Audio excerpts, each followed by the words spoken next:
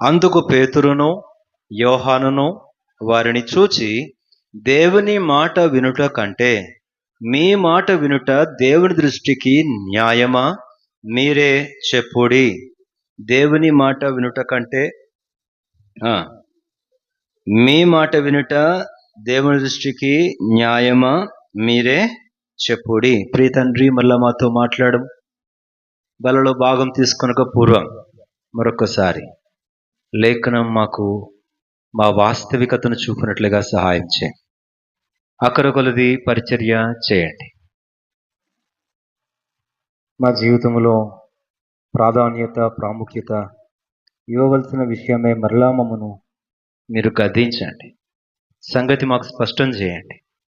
మెట్టుకు పవిత్ర హృదయులమై, మంచి మన సాక్షి గల వారమై, మా ప్రవర్తనను దిద్దుకొని యోగ్యముగా బలలో చేయి ఉంచి దేవునకు పాత్రలమున్నట్లుగా మమ్మల్ని సంధించమని, రాబో మా జీవిత యాత్రలో మా క్రైస్తవత్వం మరింత మెరుగు పెట్టుమని, మరింత నాణ్యతతో కూడినదిగా చేయమని, మా ప్రమాణం హెచ్చులోకి ఉంచుమని యేసుక్రీస్తు వారి పేరిట వాక్య బోధన కోరి ప్రార్థించుచున్నాము తండ్రి. ఆమేన్. దేవుని వాక్యంలో నుంచి మనం చదువుకునే మాటను జ్ఞాపకం చేసుకోండి. దేవుని మాట వినుట కంటే మీ మాట వినుట దేవుని దృష్టికి న్యాయమా? ఇప్పుడు మీరే చెప్పుడి. వాక్యంలో ఉన్నది కాదు, మీరే చెప్పుడి అని మిమ్మల్ని అడుగుతున్నా. మీరు చెప్పరే? మీరే చెప్పుడి. దేవుని మాట వినటం లేక మనిషిని మాట వినడం, ఏది న్యాయం? ఏది న్యాయం? గట్టిగా చెప్పండి, ఏది న్యాయం? మరి వినమెందుకని? న్యాయమైనదేదో ఎరిగియుండి, మేలైనదేదో ఎరిగియుండి దాన్ని చేయని వానికి ఏమి కలుగును? పాపము కలుగును అని వాక్యం. ఎరిగియుండి చేయని వానికి. If at all you are ignorant about this truth that hearing God's word is better than hearing than the human voice, మనం ఎరిగి ఉండి కూడా ఈ మాట ఈ మధ్యాహ్న కాలం ప్రభు భారం ఇస్తున్నాడు. 5వ అధ్యాయంలో కూడా ఒక మాట రాయబడింది. దయచేసి 5వ అధ్యాయం 29వ వచనం దయచేసి చదవండి. 5th chapter 29th verse Acts. అపోస్తకారంలో 5వ అధ్యాయం 29. అందరం కలిసి చదువుకుందామండి. అందరం కలిసి చదువు. అందుకు పేతురును అపోస్తలులను, మనుషులకు కాదు దేవునికే మేము లోబడవలెను గదా. రాసి పెట్టుకుంటే ఎంత బాగున్నాం అనిపిస్తుంది నాకు. మన కళ్ళు ఎక్కువగా దేని మీద పడతాయో దాని మీద రాసి పెట్టుకుంటే మంచిది. దేని మీద పడతాయో నాకు తెలిసి అక్కల కళ్ళు అయితే అద్దం మీద పడతాయి, ఇంకా అన్నల కళ్ళు అయితే పరస మీద పడతాయి, అంతే కదా. అక్కడ రాసి పెట్టుకోలేమని ఈ మాట ఎంత చక్కగా రాసి, మనుషులకు కాదు దేవునికే మేము లోబడవలెను కదా. It's a prior decision, it's the ultimate resolution. We have to obey God and God himself. దేవునికే లోబడవలెను కదా, దేవుని మాటయే వినవలెను కదా. ఇప్పుడు ఈ అంశంలోకి వస్తాం. జీవితంలో ఆయా పరిస్థితులలో దేవుని మాటలు వినుట కంటే మనుషుల మాటలు వినడం వలన కలిగే లాభం ఎక్కువ అనిపించిన సందర్భాలలో దేవుని మాటను అలా పక్కనే పెట్టి యోబు గ్రంథం 6వ అధ్యాయం, యోబు గ్రంథము 6వ అధ్యాయం చూడండి, వచ్చేసి చదవండి. 16వ వచనం ఎవరైనా. యోబు గ్రంథము యోబు గ్రంథం 6వ అధ్యాయం. అక్కడ నేను దేవుని మాటను ప్రక్కన పెట్టిన వాడును కాను అంటాడు. చూడండి, యోబు గ్రంథం 6వ అధ్యాయము 6వ అధ్యాయంలో 10వ వచనం చదవండి. 6వ అధ్యాయం 10వ వచనం. అప్పుడు నేను పరిశుద్ధ దేవుని మాటలను ఒప్పుకొనకుండా లేదని నేను ఆదరణ. గమనించండి, అక్కడ ఏమంటున్నాడు ఆ భక్తుడు యోబు?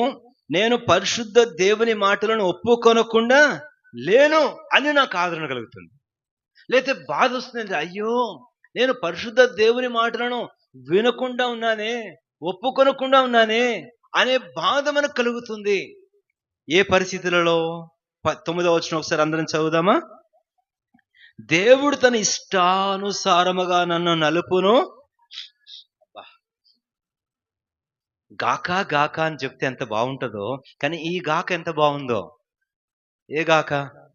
నీకు గర్వఫలము కలుగును గాక, నీకు ఉద్యోగం వచ్చును గాక. ఆ గాకలు బాగుంటాయి కదా. ఏ గాక? నీకు ఆస్తి కలుగును గాక, నీకు గవర్నమెంట్ ఉద్యోగం యేసు నామములో కలుగును గాక. ఇప్పుడు ఈ గాక బాగుందా లేదా? ఏ గాక? నిజంగా చెప్పండి చూద్దాం, ధైర్యంగా దమ్ముగా చెప్పండి. దేవుడు తన ఇష్టానుసారముగా నన్ను నలుపును. ఎక్కడ లోపల ఎక్కడ చిన్న కదా. Let God heartfully crush me. What a beautiful statement, heartful statement కదా. అలా తర్వాత చెయ్యి జాడించి ఆయన నిర్మూలము చేయనుగాక. అప్పుడు కూడా నేనేమనుకుంటానంట, నేను దేవుని మాటలు వినకుండా లేను. ఇలాగ నలుపబడినా, ఇలాంటి పరిస్థితి నుంచి వెళ్ళినా ఒక్కటైతే నేను కన్ఫర్మ్ గా చెప్పగలను, కాన్ఫిడెన్షియల్ గా, ఏంటంటే నేను ఎప్పుడు పరిశుద్ధ దేవుని మాటలను వినకుండా లేను. ఇది నా ఆదరణ. యోబు భక్తి ఎంత గొప్పదో చూడండి. What a comfort, what a confidence he is having. I have never refused the holy God's word. ఈ ఆదరణ మనకుందా? శ్రమ కలిగినప్పుడు, నలుగొట్టబడినప్పుడు, అయ్యో నేను ఎక్కడో పరిశుద్ధ దేవుని మాటలను వినకుండా ఉన్నానే, అందుచేతనే అని కలిగేటువంటి బాధ, వేదన ఎంత తీవ్రంగా ఉంటుందో చూడండి. కాబట్టి ఈ మధ్యాహ్న కాలం ఈ సూటి అని ప్రశ్న, మనం దేవుని మాట వినవలను కదా. మనుషుని మాట వినుట కంటే దేవుని మాట వినుట న్యాయము కదా. మేము మనుషునికి కాదు దేవునికే లోబడేవలెను కదా. క్రైస్తవులుగా, దేవుని బిడ్డలుగా ఎన్ని సందర్భాలలో మనుషుల మాటలు వినుటూ దేవునికి గాక మనుషులకే లోబడిపోయిన కారణం చేత పొందిన తీవ్రమైన నష్టములు ఎన్నెన్నో. ఎందుకంటే మనుషులను సంతోష పెట్టగోరు వారమైతిమే. మనుషులను సంతోష పెట్టగోరు వారమైతే. కొన్ని సందర్భాలు గుర్తు చేస్తా. సౌలు 1 సమూయేలు 15వ అధ్యాయంలో, ఇన్ 1 Samuel 15th chapter, దేవుడు చెప్పాడు, ఇదిగో ఈ ఫిలిస్తీయులందరినీ కూడా సమూలంగా నీవు నాశనము చెయ్యి. ఇది యెహోవా మాట వినుము. చదవండి 1 సమూయేలు 15వ అధ్యాయం 1వ వచనం. పిలిచి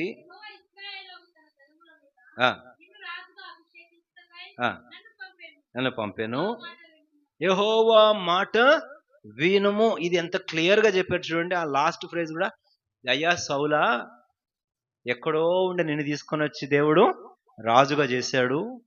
ఇదిగో ఈ ఫస్ట్ టాస్క్ నీకు ఇస్తున్నాడు, యెహోవా మాట విను అని చెప్తారు చూస్తారు. అంతా చెప్పిన తర్వాత నోట్ అని కింద రాస్తారు, లేదా టర్మ్స్ అండ్ కండిషన్ అని చెప్పి స్టార్ పెట్టి రాస్తారు. ఏమని? షరత్ ఏంటి? యెహోవా మాట విను. సరే, బయలుదేరాడు, ఫిలిస్తీన్ దేశానికి యుద్ధానికి వెళ్ళాడు. మధ్యలో జనులకు సలహా ఇస్తున్నారు. దేవుడు ఏం చెప్పాడు? ఫిలిస్తీన్లందరినీ కూడా నీవు నాశనం చేయి, అమాలేకీయులందరినీ కూడా నాశనం చేయి.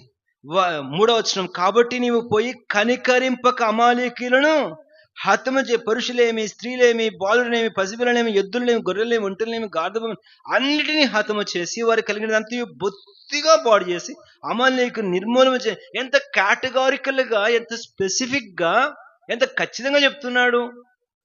ఒక్క మాటలో చెప్పేసి ఉంటుంటే, లేదే నువ్వు అలా చెప్పావు కానీ ఇలా చెప్పలేదే, నువ్వు స్త్రీలను అన్నావు కానీ పురుషులను అనలేదే, నువ్వు గొర్రెలను అన్నావు కానీ గాడిదలను అనలేదే అని ఎస్కేప్ అవ్వచ్చు. కానీ అలా చెప్పలే దేవుడు. సమూలంగా నిర్మూలము చేయమని చెప్పి కేటగారికల్ గా చెప్పాడు. ఇదిగో వీరిని వీరిని వీరిని వీరిని అంత, ఇది యెహోవా మాట. అంత చెప్పిన తర్వాత సౌలు అక్కడికి వెళ్ళాడు.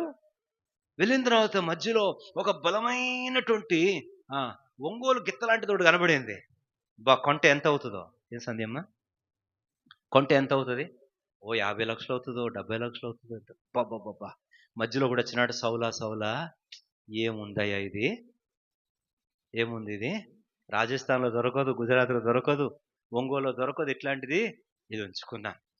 దేవుడు సమూలంగా నిర్మూలన చేయమన్నాడు. అరే సౌలు, ఒక మాట చెప్తా విను. ఇలాంటిది తీసుకొని వెళ్ళి మనం యెహోవాకే బలిద్దాం. ఎవరికి ఇద్దాం? ఇదేదో బాగున్నట్టుంది, ముందు వద్దనుకున్నాను కానీ అబ్బా యెహోవాకా అయితే ఓకే, నాకు కాదుగా, యెహోవాకా అయితే ఓకే. ఇదిగో ఈ పొట్టేలు చూడు ఏముంది అసలా, దీన్ని అట్లా ఉంచుదాం, చంపొద్దు, తీసుకొని పెడదాం. ఉంచుదామా, సరే ఉంచైతే. అబ్బా ఈ గాడిద బొమ్మ చూడు ఏముందో, ఇది తీసుకొని పోయి పలానా యాజకునికి కానుకిద్దాం. ఎవరికిద్దాం? అరే నీకొద్దు సౌలు, అరే నాకు కూడా వద్దు, మనకు కాదు, ఎవరికిద్దాం? ఈ మాట వెల్విషర్ చెప్పినట్టు ఉంది, దేవుని కోసమే చెప్పినట్టుంది, ఆత్మీయమైన భాషే కనబడుతుంది. It sounds like a spiritual sense. It's like an well wishers council, but it is not God's commandment. అది దేవుని శాసనము కాదు. ఇది మంచి మాటే అనిపిస్తుంది, యోగ్యమే అనిపిస్తుంది, ఇది ఆధ్యాత్మికం అనిపిస్తుంది, ఇది దైవికమని కూడా అనిపిస్తుంది, కానీ ఇది దేవుని ఆజ్ఞ అయితే కాదు. కాబట్టి సౌలు ఏం చేశాడు, అయితే ఇలాంటివన్నీ పక్కన పెట్టాడు రా, మంచివన్నీ చచ్చువన్నీ చంపేద్దామని చంపేసి అందరూ చచ్చిపోయారా అని అందరూ అయిపోయారు, ఫుల్ విక్టరీ అవర్స్ అని చెప్పేసి అంటే పదని బయలుదేరుదామని చెప్పి రిటర్న్ వస్తున్నారు. వస్తూ వస్తూ సమూయేలు దగ్గరికి వెళ్దామని చెప్పి సమూయేలు దగ్గరికి పోతే సమూయేలు కనబడిపోతే ఊరుకున్నాడా? సరే సమూయేలుగా అయిపోతే కనబడిపోయాడు, ఇక్కడ ఒక స్టాచ్యూ పెడదాం, ఒక రాయి నిలబెడదామని చెప్పి ఒక స్టాచ్యూ నిలబెట్టి జయసూచకమైన శిలా నిలబెట్టేశాడు. The victory pillar, the victory statue of victory. He made a statue of victory when he is returning back. He did not fulfill the commandment 100%. He heard the counsel and suggestion and advice of people. He kept some animals back. Returning back to Samuel the prophet with great joy and boasting that I have done all the things whatever you have said. నువ్వు చెప్పినవన్నీ నెరవేర్చానని గంభీరంగా చెప్పడానికి వచ్చాడు. అంటున్నాడు సమూయేలు దగ్గరికి వచ్చి, సమూయేలు నీవు చెప్పినట్లే చేశాం, నువ్వు చెప్పినవన్నీ చేసేసాం, అద్భుతంగా విజయం వచ్చేసింది అంటుంటే సమూయేలు అంటున్నాడు, అవునా, అలాగైతే నాకు వినబడుతున్న అరుపులు రంకెలు ఎక్కడివి? Something I could hear still which must not be heard. వినకూడనివి ఇంకా నీ జీవితంలో ఎక్కడో మిగులున్నాయి, వినబడుతున్నాయి. ఇంకా శేషమేదో నాకు నాయిస్ వస్తుంది, ఇంకా నాకెక్కడో వినబడుతుంది. The noise of disobedience. నీ అవిధేయత స్వరాలు ఎక్కడో వినబడుతున్నాయి నాకు. అవి ఎక్కడివి? జనులు యెహోవా. ఇప్పుడు చెప్పండి, మొదటి సమూయేలు 15వ అధ్యాయం ఆ మాటలు జ్ఞాపకం చేయాలని కోరుతున్నాను. మంచి ఉదాహరణ ఈ సౌలు జీవితమే మనకు. మొదటి సమూయేలు 15వ అధ్యాయం ఎందుకు ఉంచావు అని అంటే ఇప్పుడు అంటాడు,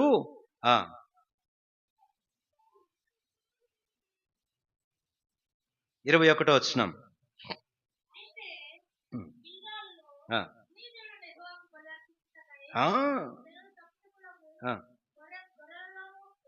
ముఖ్యమైన వాటిని అప్పుడు సమూయేలు ఏమన్నాడు, తాను సెలవిచ్చిన ఆజ్ఞనొకడు గైకొనుట వలన యెహోవా సంతోషించున్నట్లు ఒకడు దహన బలులను అర్పించమని సంతోషించునా? ఆలోచించుము. బలుడు అర్పించుట కంటే ఆజ్ఞను గైకొనుటయు, పొట్టేలుకు అర్పించుట కంటే మాట వినుటయు. ఇప్పుడు 24వ వచనం చూడండి, ఏమన్నాడు? ఆన్సర్ ఏంటి? ఎందుకు చేసేవి ఇదంతా అంటే ఏమంటాడు? అందరం 24వ వచనం చదవండి అమ్మా. సౌలు జనులకు జడిసి వారి మాట వినునందున నేను యెహోవా ఆజ్ఞను నీ మాటలను మీరి పాపము. పరీక్షించుకుందామా? దేవుని మాట వినడమే న్యాయం, కానీ జనులకు జడిసి. ఎందుకు జడిసావు? నువ్వు రాజు, నీకు జనులు జడవాలా? జనులకు నీవు జడవాలా? ఎవరు జడవాలి చెప్పండి? రాజుకు ప్రజలు భయపడాలి. ఇప్పుడు ప్రజలకు రాజు ఎందుకు భయపడతాడు? నా పార్టీ ఉంటారో ఉండరు అని, అంతే కదా. నా తరఫున మాట్లాడతారో మాట్లాడు, నా పక్షాన ఉంటారో లేదో. నీవు జనులకు జడవడం ఏంటి? నీవు దేవునికి జడిసి ఉంటే, దేవుని మాటకు నీవు భయపడి ఉంటే, జనుడు నీ మాటకు భయపడి ఉంటారు. ఈ మాట గమనించండి. అక్కడ మనం చదువుకున్నాం అపోస్తలుల కార్యం 4:19లో, దేవుని మాట వినుట న్యాయమా, మీ మాట వినుట న్యాయమా? ఎన్ని సందర్భాల్లో మన జీవితాలలో జనులకు జడిచి మనుషుల మోమాటాలను బట్టి, మనుషుల యొక్క ఆప్యాయతలను బట్టో, మనుషులు ఇస్తున్నటువంటి సలహాలు ఆత్మీయం అనిపించో, ఇక మనకు కొంత సంతోషం కల్పించినట్టుగా అనిపించో, లేక దేవునికే ఏదో లాభసాటి అనిపించో, మనము దేవుని మాట కంటే మనుషుల మాటకు ప్రాధాన్యత ఇచ్చిన కారణం చేత మన జీవితంలో పాపము తెచ్చుకొంటిమి. అది మనకు పాతకమైంది.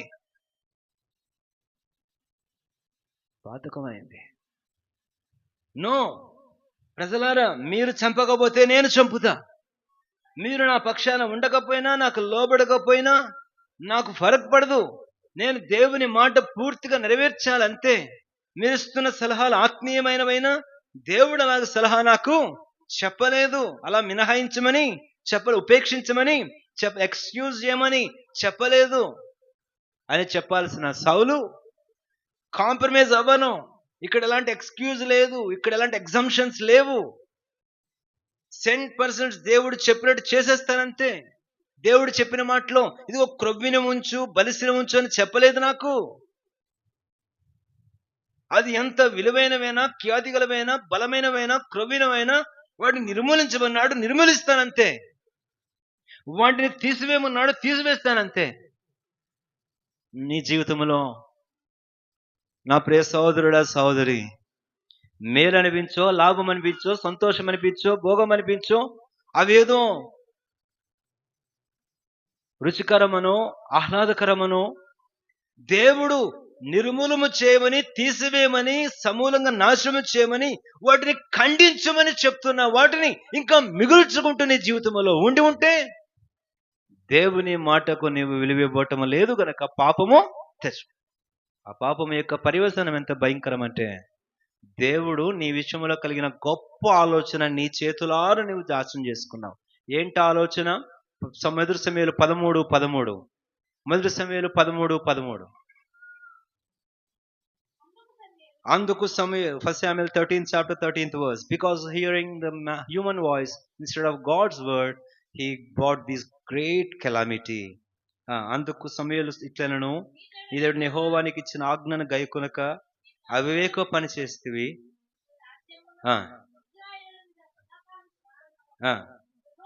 అరే, what a great plan God is having towards you.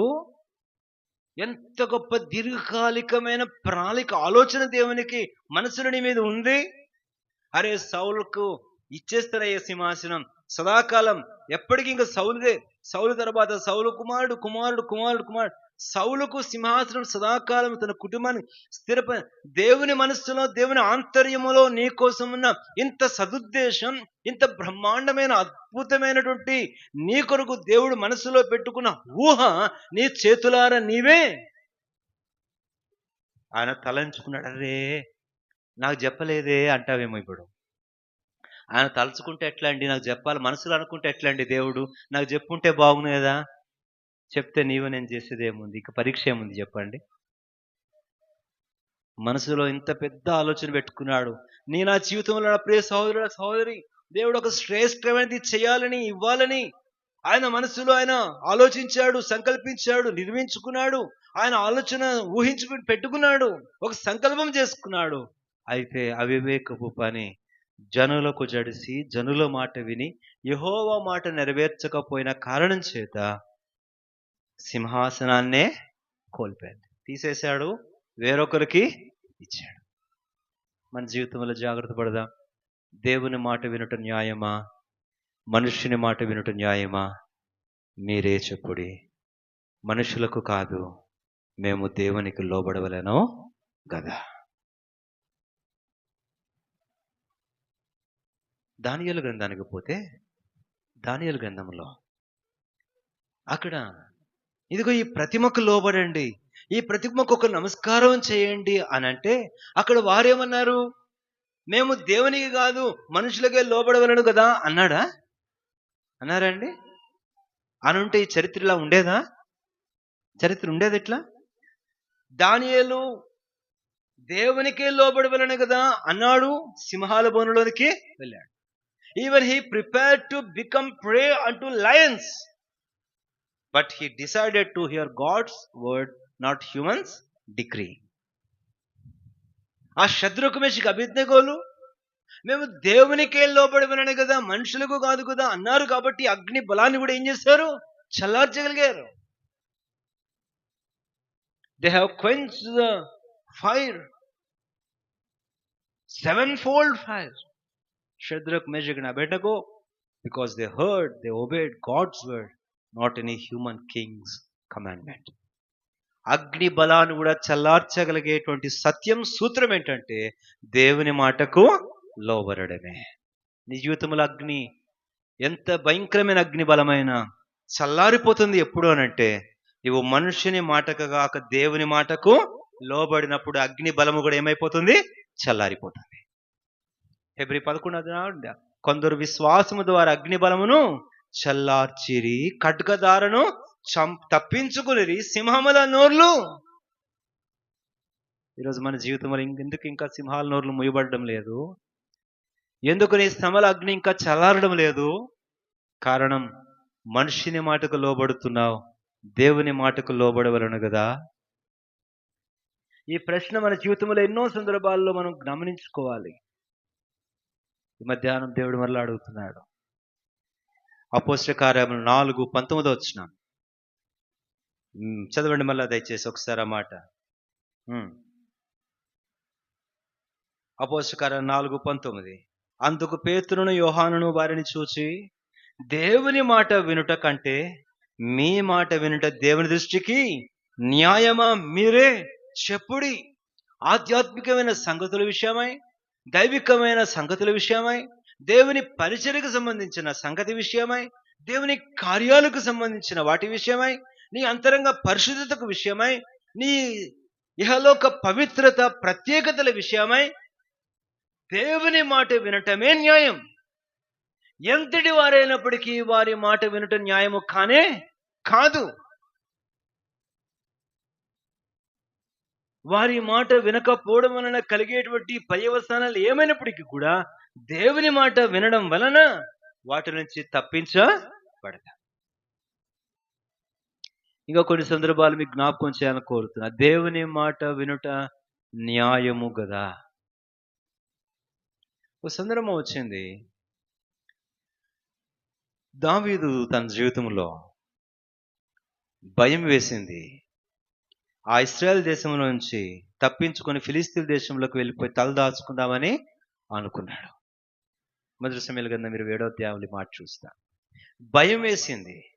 ఇక్కడుంటే సౌలు చేతిలో పట్టబడుదునేమో, చనిపోదునేమో, ఇదే పరిస్థితిలో ఉంటే నా బ్రతుకు ఇలాగే ముగిసిపోతుందేమో, నా భవిష్యత్ అంతా అంధకారం అయిపోతుందేమో, ఇక నాకు ఫ్యూచర్ ఉండదేమో, నా పరిస్థితులు ఇంకా జటిలమైపోతాయేమో.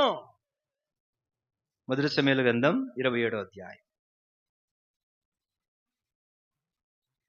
1 Samuel chapter 27 verse 1.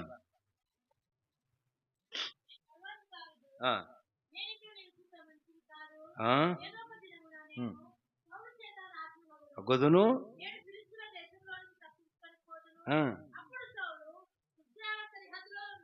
నన్ను వెదుకుట మానుకొను గనుక తప్పించుకొందును అనుకొని, నా దేవుడు నన్ను అతని చేతిలో నుంచి తప్పించును అనేది పోయింది. నేను తప్పించుకొందును అనుకొని అక్కడి నుంచి బయలుదేరి తన ప్రయాణమై ఆకీషు నొద్దకు, అనగా ఆ గాతు రాజు యొద్దకు ఫిలిస్తీన్ల దేశంలోకి వెళ్ళిపోయాడు. 7వ వచనం, దావీదు ఫిలిస్తీన్ల దేశంలో కాపురం ఉండిన ఎవరెక్కడున్నారు? ఇశ్రాయేలీయుడు ఇశ్రాయేల్ దేశం దాటి వెళ్ళకూడని వాడు వెళ్ళి ఫిలిస్తీన్ల దేశంలో కాపురం ఉన్నాడు. ఇశ్రాయేలుల దేశంలో ఉంటే ఇశ్రాయేలుల దేవుడు కాపాడుతాడన్న విశ్వాసం కోల్పోయి ఫిలిస్తీన్ల దేశంలో తన కాపుదల కొరకైన ఏర్పాటు చేసుకున్నాడు. ఇప్పుడు దావీదు, నీవు దేవుని మాటకు లోబడవలను కదా, నీ మనస్సు మాటకు లోబడవలదు కదా. దావీదు, నీ మైండ్ వాయిస్ కంటే దేవుని వాయిస్ కు నీవు వినుట న్యాయము కదా. David, you have heard your voice of your mind, your heart, not the voice of Almighty. ఎందుకంటే అనుకున్నాడు దావీదు, ఇక్కడ ఉంటే ఫ్యూచర్ తనకు తానే అనేసుకుంటున్నాడు. పట్టబడుదును కదా, చనిపోదును కదా, నాశనం అయిపోదును కదా, చంపబడుదును కదా. ఒక ప్రశ్న వేసుకోవాలి ఏంటంటే, ఈ మాత్రం నువ్వు సౌలు చేతిలో చచ్చిపోయేదానికి ఎక్కడో ఉన్న సమూయేలుని నీ ఇంటికి పంపించి నీకు పైలోని 7 రన్నలను కాదని నీ మీద అభిషేకం కుమ్మరించింది ఇందుకేనా? నిన్ను సౌలు చేతికి అప్పగించేయడానికేనా? నేను ఇంతగా ప్రేమించి నీ మీద అభిషేకం ఉంచిన దేవుడు సౌలు చేతిలో చంపేసి శవములను నిన్ను ఊరేగించడానికి అప్పగిస్తాడని ఎలాగనుకున్నావు? How can you imagine that God will deliberately hand over you to Saul? Is it for that reason he has anointed you? No. నీ అభిషేకం మర్చిపోయావు, నీ పిలుపు మర్చిపోయావు. గొల్యాతును చంపుటకు నీ దేవుడికి ఇచ్చిన శక్తి మర్చిపోయావు. ఏ ఫిలిస్తీన్లు సున్నతి లేని వారు ఆఫ్టర్ ఆల్ వీరంతా అన్నావు. ఈరోజు మళ్ళా వారి గడప తొక్కుతున్నావు. అయ్యా ప్రాణభిక్ష పెట్టండి అంటున్నావు. ఒకానొకప్పుడు దావీదు అనేవాడు చేతిలోంచి ప్రాణం కాపాడుకోవాలని పారిపోయిన వారి దగ్గరికి పోయి, దావీదనే నీవు, అభిషిక్తుడైన నీవు నా ప్రాణానికి చిన్న చోటు ఇవ్వండి అని అడుగుతున్నావు. దేవుని మాట వినడం న్యాయం కాదా? దేవునికి నీవు లోబడవలను కదా. నా ప్రియ సహోదరుడా, సహోదరి, మన జీవితంలో ప్రస్తుత పరిస్థితులు భవిష్యత్తును గూర్చిన ఆందోళన కలిగిస్తున్నాయేమో. అయితే నీ మీద ఉన్న దేవుని అభిషేకం, నీ కొరకున్న దేవుని సంకల్పం సౌలు చేతిలో నిన్ను నాశనం చేయడం కాదు, నీ జీవితం అలాగున నిర్మూలం అవ్వడం కాదు. దేవుడు నీ జీవితంలో సింహాసనం నిర్ణయించాడు. దేవుడు నిన్ను రాజుగా అభిషేకించాడు. దేవుడు నిన్ను ఇశ్రాయేలు దేశం అంతటికి పైగా నిర్ణయించాడు. దేవుడిని ప్రాణాన్ని కాపాడేందుకు మేలైన భవిష్యత్తును దాన్ని నిర్ణయించాడు. అది నీవు పొందుదువుగాక.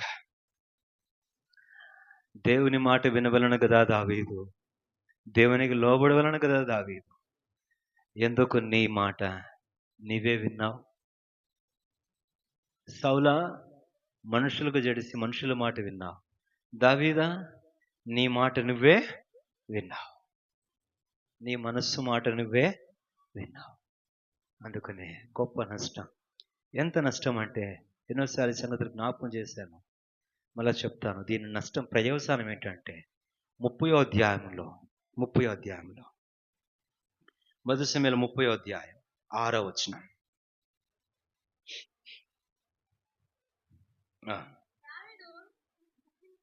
చదవండి. దావీదు మిక్కిలి దుఃఖపడెను మరియు తమ తమ ప్రాణములను బట్టి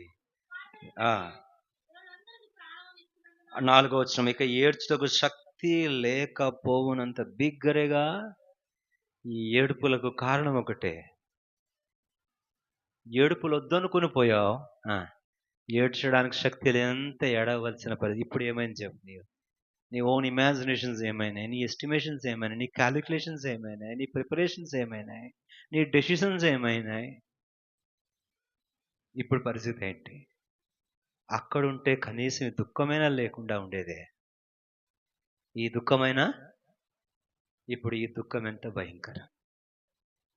జాగ్రత్త. దేవుని బిడ్డలుగా మన జీవితాల్లో దేవుని మాట వినడమే న్యాయం.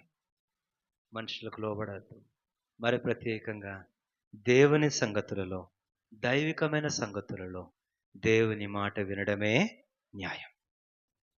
పెద్దలు చెప్పారండి, ఊరోళ్ళు చెప్పారండి, వినకపోతే ఎలాగండి? స్నేహాలు పోతాయా? శత్రువులు అవుతారా? భేదాలు వస్తాయా? బెదిరింపులు వస్తాయా? గద్దింపులు వస్తాయా? ఆకలి చావులు వస్తాయా? రానియండి. దేవుని మాట వినడమే న్యాయం. నూతన నిబంధనలో కూడా కొన్ని సంగతులు మనం చూస్తాం. నేను ఎక్కువగా వెళ్ళాలని ఆశపడడం లేదు. దేవుని ఆత్మను ఇక్కడే ఒప్పిస్తున్నాడు. ఈ ఖండితమైన మాట మరలా ఈ మధ్యాహ్నం మీ దృష్టిలో ఉంచుకొని పరీక్షించుకొని ప్రభునామన చేస్తున్నా. ఎన్ని సందర్భాలలో దేవుని ఆజ్ఞ ఎరిగి కూడా, దేవుని మాట ఎరిగి కూడా, దేవునికి లోబడవలని ఎరిగి కూడా అన్యజనుల ఇష్టం నెరవేరుస్తున్నావు, నీ మనస్సు యొక్క ఇష్టాన్ని నెరవేరుస్తున్నావు,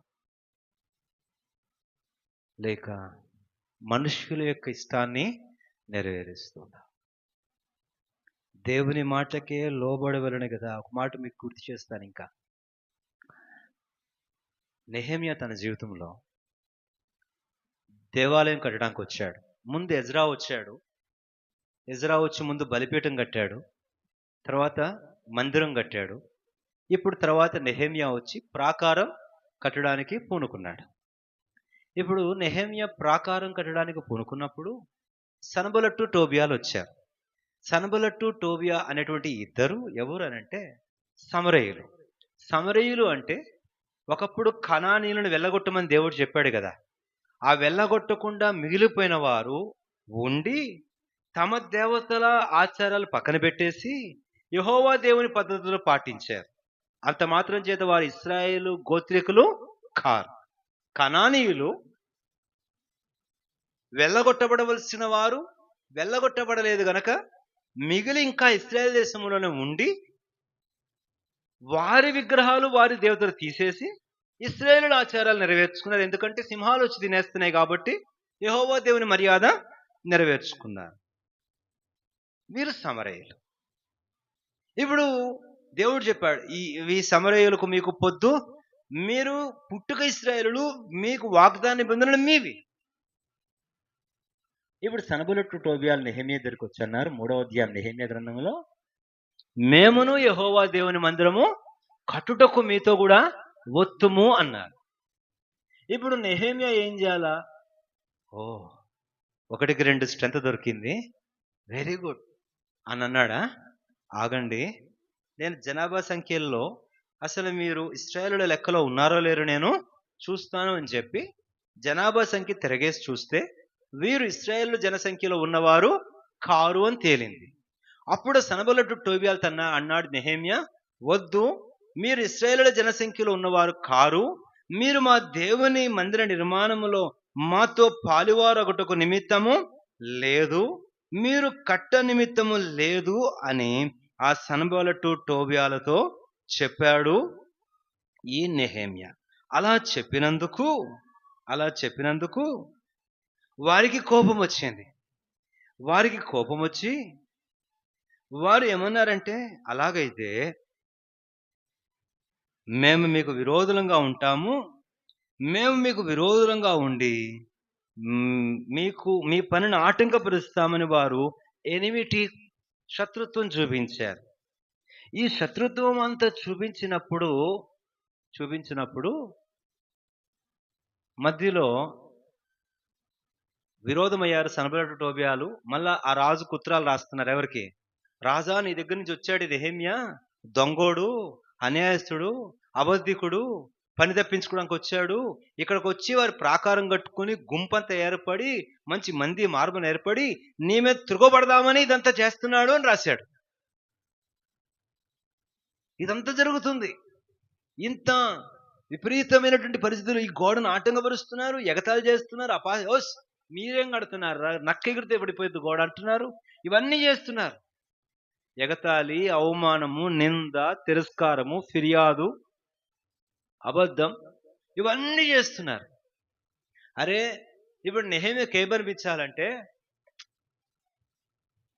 దేవుడైతే వారితో కలిసి పోవద్దన్నాడు. కానీ ఇక్కడ మన సిచ్యువేషనల్ గా మనం చూస్తే మన కన్వీనియన్స్ ని బట్టి చూస్తే ఏం చేయాలా? ఓకే బ్రదర్, వచ్చేయండి, చేసేద్దాం అనాలి. అంతేనా కదా? మీరు అది కట్టండి, నేను ఇది కడతా, వచ్చేయండి, కమాన్, బాయ్ బాయ్ అనేస్తే అయిపోయిద్ది కదా. కానీ నెహెమ్యా అనలే, ఏమైనా చేయనియండి, ఎదుర్కొంటాను, నిలబడతాను. ఓ సందర్భం వచ్చింది, వారు ఏం చేశారంటే ఒక మనిషిని పంపించారు నెహెమ్యా దగ్గరికి. నెహెమ్యా, ఇదంతా ఎందుకు మనకి, ఫలానా మైదానంలో మాట్లాడుకుందాం రా, కలిసి మాట్లాడుకుందాం రమ్మని చెప్పి కౌరు పెట్టారు, రా కూర్చొని మాట్లాడుకొని కలిసిపోదాం అని అన్నారు. అని అంటే నెహెమ్యా అన్నాడు, ఈ గొప్ప పనిని విడిచిపెట్టి నేను విడిచి వచ్చువాడను కాను. నేను ఈ గొప్ప పని నేను విడువలేను అని అన్నాడు.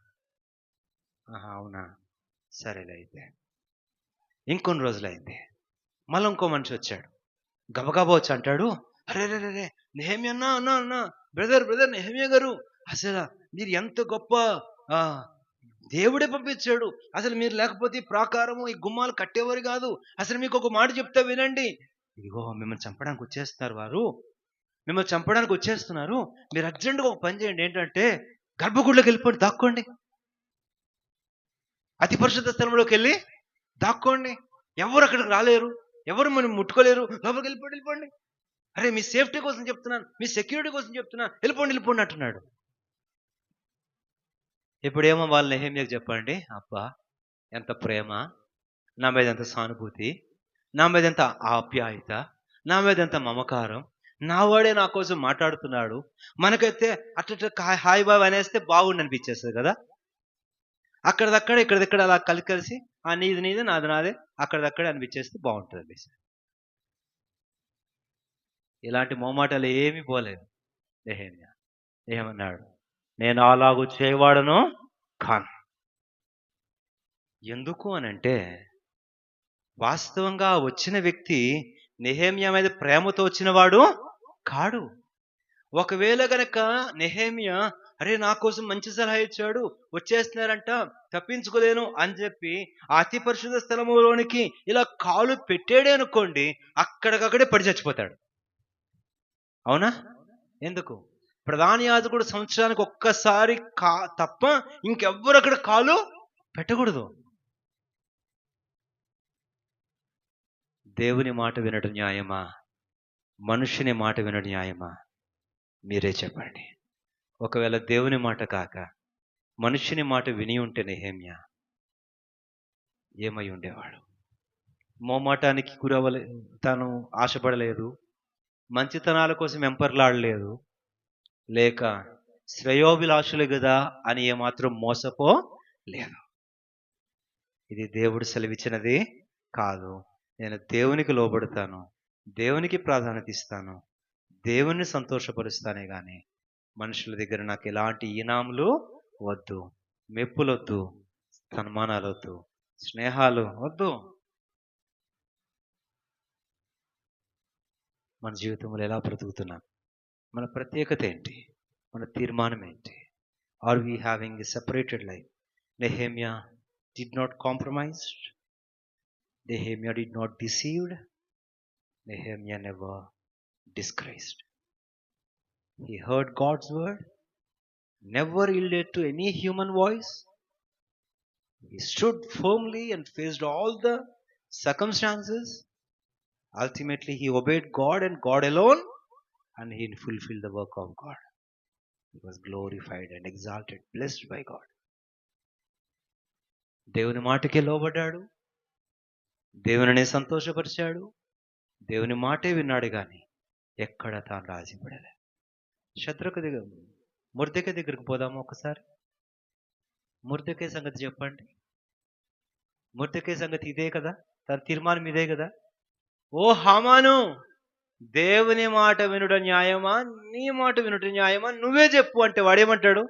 దేవుడి సంగతి పక్కన పెట్టరా, నా మాట వినకపోతే ఉరికయ్యే నీకు గతి అంటాడు.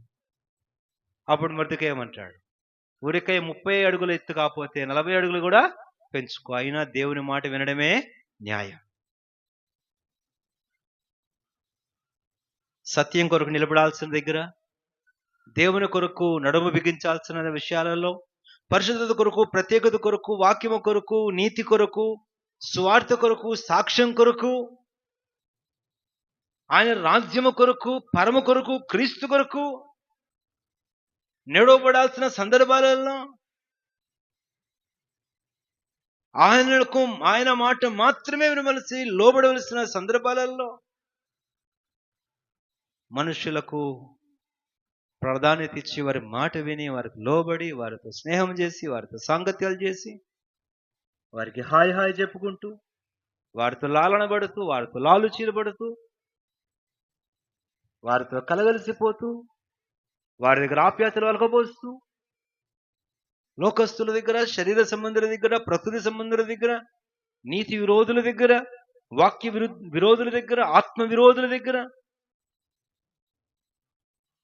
మనము దేవుని మాట వినడం న్యాయం, మీ మాట వినడం న్యాయం కాదు అని చెప్పి నిలబడలేకపోతే మనం దేవుని మహిమ చూడలేం. దేవుడు మన పక్షాన ఉండలేడు.